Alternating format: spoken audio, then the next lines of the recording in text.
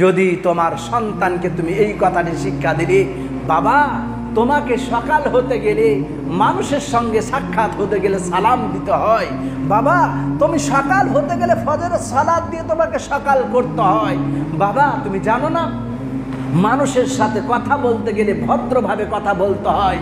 এই শিক্ষা দেওয়াটাও আপনার দাওয়াত।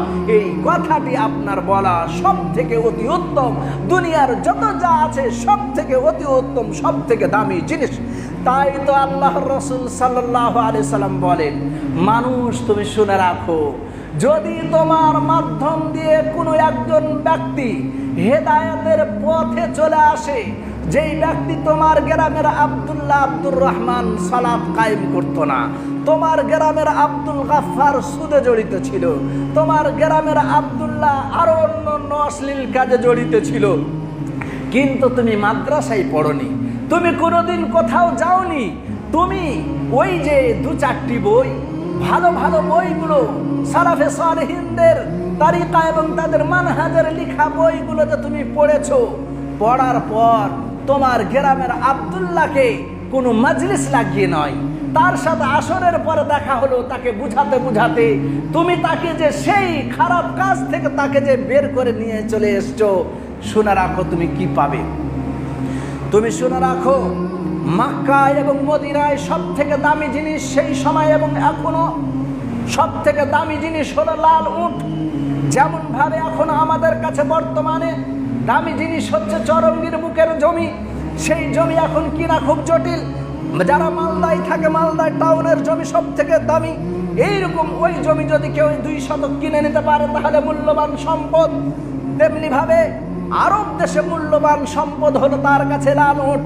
আল্লাহর রাসূল বলেন, মানুষ তোমার মাধ্যম দিয়ে যদি কোনো একজন ব্যক্তি সৎ পথে চলে আসে, তোমার মাধ্যম দিয়ে ওই সুদখোর ব্যক্তিটি ভালো কাজে চলে আসলো, তোমার সন্তান তোমার কথা শুনে প্রত্যেকদিন সকাল হতে গেলে তোমাকে সালাম করে, গ্রামের লোককে সালাম করে, সকাল হতে গেলে কোরআনের তেলাওয়াত দিয়ে সকাল করে, সন্ধ্যা হতে গেলে কোরআনের তেলাওয়াত দিয়ে সন্ধ্যা করে, বিছানায় যেতে গেলে সে রাসূল সাল্লাল্লাহু আলাইহি সাল্লামের তরিকায় বিছানায় যায়, সে লোকদের সাথে কখনো ঝগড়ায় যায় না। এই সমস্ত কাজ আপনার সন্তান আপনার কাছ থেকে শিখলো বা আপনার বন্ধু আপনার কাছ থেকে শিখলো। আল্লাহর রাসূল সাল্লাল্লাহু আলাইহি সাল্লাম বলছেন, একটি লাল উট থেকে এই কাজটি তোমার অতি উত্তম আল্লাহর নিকট। মুসলিম জাতি এত গুরুত্বপূর্ণ কাজ, এর জন্য আমাকে মাজলিস লাগাতে বলা হয়নি।